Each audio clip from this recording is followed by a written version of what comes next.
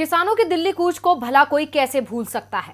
पिछले साल हुए आंदोलन ने मोदी सरकार को इस कदर हिलाया कि पीएम मोदी को माफी भी मांगनी पड़ी थी। बावजूद इसके केंद्र ने अब तक वादे पूरे नहीं किए हैं, जिसके खिलाफ एक बार फिर अन्नदाता सड़कों पर उतरने को तैयार हैं। जी हां, राकेश टिकैत ने बीजेपी के खिलाफ जोरदार हुंकार भरी है, जिससे बीजेपी के माथे पर बल पड़ने तय है। तो क्या फिर सड़कों पर बैठेंगे अन्नदाता? क्या बीजेपी सरकार के खिलाफ हुंकार भरेंगे किसान? क्या फिर होगा अधिकारों के लिए किसानों का कूच? ये सवाल भाकियू प्रवक्ता राकेश टिकैत की उस ललकार के बाद उठाए जा रहे हैं, जिसमें उन्होंने एक बार फिर आंदोलन की चेतावनी दी है। राकेश टिकैत ने कहा कि किसान एक और बड़े आंदोलन को तैयार रहें। सरकार ने किसान आंदोलन के दौरान जो वादे किए उसे पूरा नहीं किया। टिकैत ने बीजेपी पर आरोप लगाया कि उसने किसानों को मुफ्त बिजली देने के अपने चुनावी वादे को पूरा नहीं किया।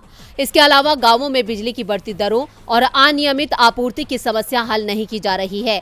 इतना ही नहीं, उन्होंने अपने भाषण में योगी सरकार के ट्रैक्टर ट्रॉलियों के इस्तेमाल पर प्रतिबंध लगाने को लेकर जमकर हमला बोला। टिकैत ने इस कदम को तानाशाही करार देते हुए दावा किया कि फैसले का मकसद किसानों को धरना स्थलों तक पहुंचने से रोकना है। भारतीय किसान यूनियन इस तरह के किसी भी प्रतिबंध का विरोध करेगा। उन्होंने सवाल पूछा कि क्या दुर्घटनाओं के बाद कहीं भी ट्रेनों, बसों, कारों पर प्रतिबंध लगाया गया है? नहीं ना। तब ग्रामीण क्षेत्रों में परिवहन का सबसे आम साधन ट्रैक्टर ट्रॉली पर प्रतिबंध लगाने का क्या औचित्य है?